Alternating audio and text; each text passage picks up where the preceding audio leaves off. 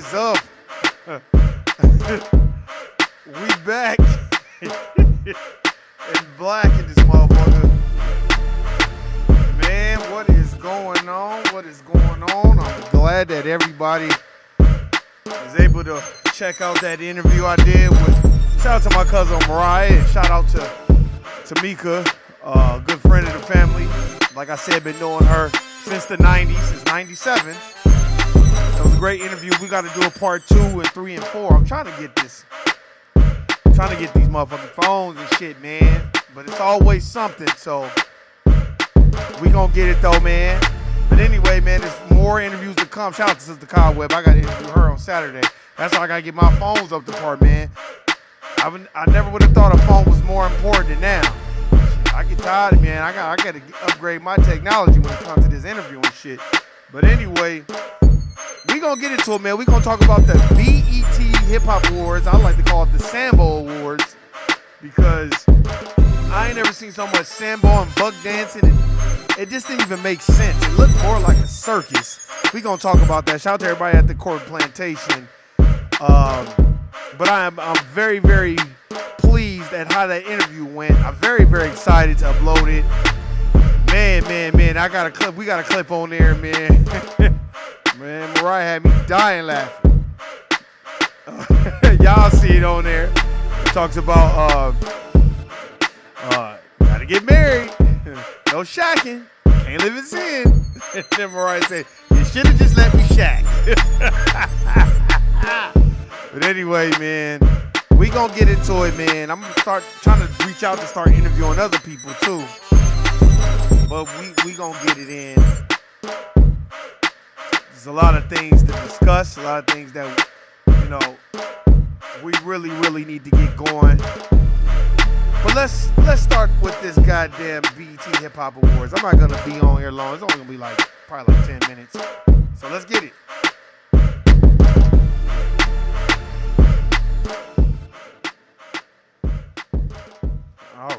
All right. Yeah, man. I was watching the BET Awards. I'm sorry, but the best performance to me, I like the Pusha T performance with clips. I just think Pusha T's music is so relatable to our generation. These young kids can't relate to his shit. They kind of, but they can't. But I love Pusha T's performance. I love the Clips reunion. That was dope. I think that was real dope. Let me see what else. Oh God, what else? I did like, not Prodigy, but R.I.P. to Prodigy, but Lil' Kim and Havoc. They did their thing. Joey Badass did a good job. He did a really good job. It was one girl on there. She was dope. They came from the audience. She was dope. She had a great performance. It's just some of these people are not performers, and they be out of breath. And you can't hear them, and they just got glasses on. It's just not, you can just tell, man, a lot of people, social media has made people so lazy where you ain't really got to be a good performer. All you got to do is make a good video. Hopefully it'll go viral, and then you can go from there. But one of my favorite ones, which I wish they would have let him really do his thing, he seemed a little nervous, was Puffy's King Combs. To me, I was laughing because, he was in his bag. He didn't give a fuck. He was going in. And he had a good performance. I just think that, to me, it looked like the crowd was dry. It looked like nothing was entertaining to them. And then they had our generation with kids that are 15 years younger than us. So it was very unrelatable. Very unrelatable. Then the seat fillers, they had so many open seats. Then the theater looked like the theater sounded like it was about 2,500 seats. It just was awful. It was awful. It just was awful. Trina got the whatever achievement award, whatever, which I don't dislike Trina. Shout out to Nori. I'm glad he won too. And like I said, I seen Fat Joe on there, and I don't dislike Fat Joe, but I do strongly disagree with his mentality. And I feel like the longer he says that, the longer, I think too many people don't want to mess up and fuck up their bag. And they don't want no problem, so don't nobody want to disagree with him. But you could disagree with him behind closed doors. You don't have to do it in public. You could just be like, bro, you got to have documented history, man, because that shit is offensive to foundational black Americans, you know, who built this country and don't get, rightfully so, the credit they deserve. And you could tell my brother Fat Joe is not really educated in the sense of understanding what's going on, because he's like, well, I grew up in the projects where 90% of the project was black. Well, okay, that's fine. But you can't jump in and out of the culture. 1 minute it's nigga, next minute I Latina. You can't do that. That's one. And two, you didn't build this country. So that's offensive to people that are from the United States of America, and you can trace their lineage back to the 1866 Census Bureau. You know, and we just have to understand that. And that excuse was kind of, it was kind of a deflection, because you didn't really know what you're saying. Well, I grew up 90% black. This other project was 90% black, so I've been saying, nigga. Well, that doesn't make it right. It doesn't justify what you're saying. That's not a compelling response.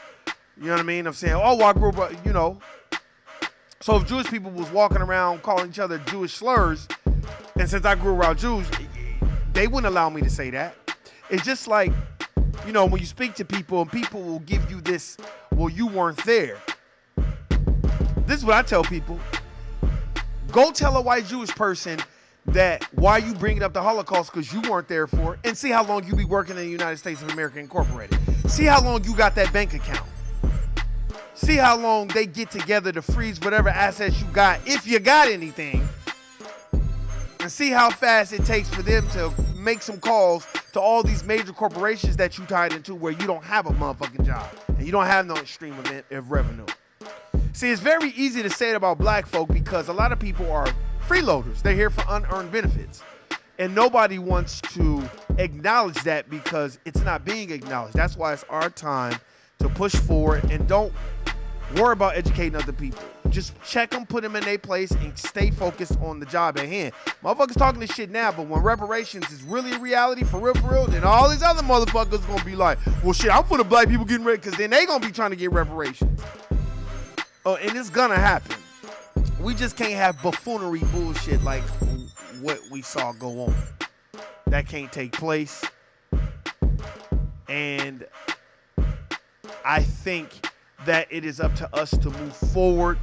I'm talking about foundational black Americans. You know, if you're foundational black American, most immigrants, they don't have the normal Smith, Jones, Jackson. You know, they don't have those names. The Johnsons, the Harrisons, they don't have those last names. They have, you know, immigrant last names. So I just think it's our time to take back what is ours. And we have to stop letting this Mammy Sambo award type situation. It was just awful. It just was awful. It didn't make sense. The stage looked little bitty. You could tell they just threw some shit together. And like I said, no diss to Fat Joe, but Fat Joe is part of a bigger agenda that I don't even really think he knows. Until somebody really pulls his collar and say, hey, man. And it's so funny. Because the thing that I don't like about it is why don't you're from New York. We got Professor James Smalls. We got Dr. Hiawatha Kamene. We got so many scholars. Why don't you reach out to them to get clarification? Because you feel like you don't have to. But here's the thing, y'all.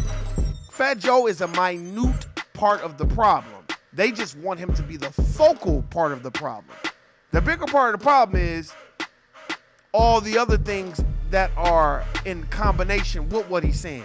The vote or no fuck or whatever the shit that Trina and them did. I'm like, what the? And it's all mammies and sambos and moist motherfuckers doing this shit. Ain't no legitimate niggas doing shit like that. Niggas is gonna be like, nah, we not doing that. Then I see how they trying to put Stacey Abrams, a.k.a. the Pine Sol lady. Nobody at BET talked about reparations. You know why I didn't talk about reparations? Because BET is owned by Viacom. You know who owns Viacom and BET? The Redstones, the same people who yanked Nick Cannon's card. They are a white, dominant society Jewish family. And I'm not mad at them for owning, you know, VH1 and Viacom and all that. That's why it's so dumbed down and decadent, and it's just, It's to the point where it's unbelievable what you're watching. Shout out to Bob Johnson for keeping the integrity of BET when he owned it. It just was a lot better than what the hell it is now. But that is what we need to focus on and understand that these platforms ain't gonna allow you to talk about reparations. No diss, but shout out to P. Diddy for allowing the reparations talk to be on his platform. Because BET, they didn't say a goddamn word about no reparations. All they talked about was awards, and half of the shit, I didn't even know who the people were. Because I don't really listen to the radio, which is ran and controlled by the dominant society or, you know, the white Hispanic society. You know, but that's neither here nor there. Go check out the BET Awards and tell me what y'all think. I thought it was horrible. I thought Puffy's son, King Kong, was the best part of the show. Because it's relatable. I can relate to him because he's his father reincarnated, and the song was a good song and it was dope. But all the other shit you can have. I laughed the majority of the time watching it because I couldn't believe how horrible it was put together. But anyway, it doesn't surprise me because we have to understand in this system of racism and white supremacy, if you're not establishing the system of justice, ain't nobody else gonna do it. All they gonna do is say shit. So don't expect nobody to have the same mentality that you have. As long as you have that mentality, everything will be all right. You already know what my answer is. Stay focused, stay in your lane, and let me tell you something. If you do that and you just keep grinding, you know, things will turn around. Shout out to everybody that's been doing interviews. Like I said, hopefully I get my family to sit down and we can do an interview. But I appreciate everybody else that's doing interviews. I got to get at Leo and Kay now because I want to interview them. I've been interviewing a lot of females. Now it's time for me to start interviewing males. So we going to get it, man. And y'all know, in the words of me, in the words of Slavery by Another Name, guilty, nigga. I'm out. Peace.